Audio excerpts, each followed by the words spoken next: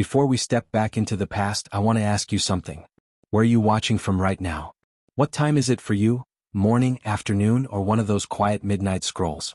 Because tonight, or today, we're taking a journey through time. To a Britain you might not recognize, a Britain lit by gas lamps, dressed in soot and powered by the hum of steam. The year is 1899. Queen Victoria still rules. The empire spans across continents. And £1, just a single pound sterling, holds more power than you can possibly imagine. Stay with me till the end of this story because by the time we're done, you'll never look at money the same way again. And if you love exploring history that still echoes in our lives today, hit subscribe. Because here we don't just tell stories, we live them. In 1899, the average working man in Britain earned about 30 shillings a week. That's £1.50 in modern money. A single pound was almost an entire week's wage for a family of 4. But what could it buy? Let's start simple. Food, shelter, survival. A loaf of bread? 2 pennies. A pint of milk? 1 penny. A dozen eggs? 3pence. A pound of beef? 6pence. So with £1 you could buy enough food to feed a small family for a week, and still have change jingling in your pocket. Now, imagine this. £1 in 1899 would equal about 150 to 180 pounds today. But the feeling of spending it was far heavier. It wasn't just money, it was security, pride, and survival. For the working class, £1 wasn't spare change. It was hope wrapped in silver. Now picture the narrow streets of London, rows of red brick terraces, wash lines stretched like banners of ordinary life. Rent for a modest 2-room flat? 4 to 5 shillings a week. That's less than £0.50 a month.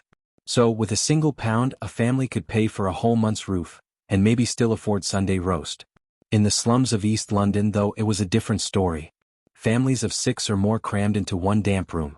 A pound could move you just for a little while, from misery to dignity, from a cellar to a window.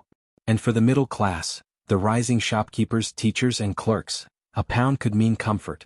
Curtains with lace, a second pair of boots, or a new iron kettle for the kitchen hearth. It's strange, isn't it?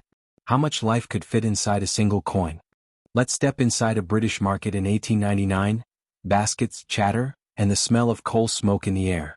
With £1 you could fill your pantry. A pound could buy 12 loaves of bread, 3 pounds of butter, 10 pints of milk, 2 dozen eggs, 2 pounds of beef, and still a few coins left for tea. Tea wasn't a luxury, it was the lifeblood of Britain. A shilling for a pound of good black tea, imported from India or Ceylon. And sugar? Oh, sugar was the taste of empire. 2 pennies for a pound. Sweetness that came from the colonies across oceans into every British home. Think about it. £1, 1 coin could fill an entire week's table. Today that same pound might not even buy you a cup of coffee. Let's say you wanted to travel, to visit a seaside town or a distant cousin in Manchester. A train ticket from London to Brighton? 4 shillings, 3rd class. That means with a pound you could take 5 trips to the coast, and still afford a newspaper and lunch. Now imagine, a day at the seaside, striped bathing tents, donkey rides on the sand, fish and chips wrapped in paper. A working man could save £1 and give his family a memory. Not survival, but joy. That's the power of value. Not in the number, but in what it gave back. Victorian Britain was obsessed with appearance. Tailcoats, corsets, hats, and gloves. Even the poorest tried to dress well. A new pair of leather boots? 5 shillings. A woman's cotton dress? 3 shillings. A gentleman's suit, custom tailored? A full pound. So, with a pound you could dress like respectability itself. Because in 1899 clothing wasn't just fabric, it was identity. Imagine a young man saving every spare coin week after week, just to buy a suit for a job interview. That single pound could change his life. Respect, bought, worn and shown. And now, 120 years later, a suit costs hundreds yet earns less respect. The world changed, but value, real value, has always been emotional, not economic. For some, a pound was more than comfort. It was ambition. A small business license? A few shillings. A sewing machine? 30 shillings. A second-hand bicycle? A full pound. That bicycle could change everything. New customers, faster deliveries, a wider world. In 1899, Britain was a country built on movement, steam trains, bicycles, and dreams on 2 feet. And for £1, a young man or woman could buy the very tool that started their independence. That's what made money powerful, not just what it bought but what it opened. That same pound traveled across the empire. It paid miners in Wales, soldiers in South Africa, and clerks in India. It built railways, factories, and fortunes. Yet, it also bought silence, sweat, and sorrow. Because the empire's wealth was never equal. While one family in London bought roast beef for dinner, another in Bengal harvested the tea that flavored it. A pound meant pride for some, and pain for others.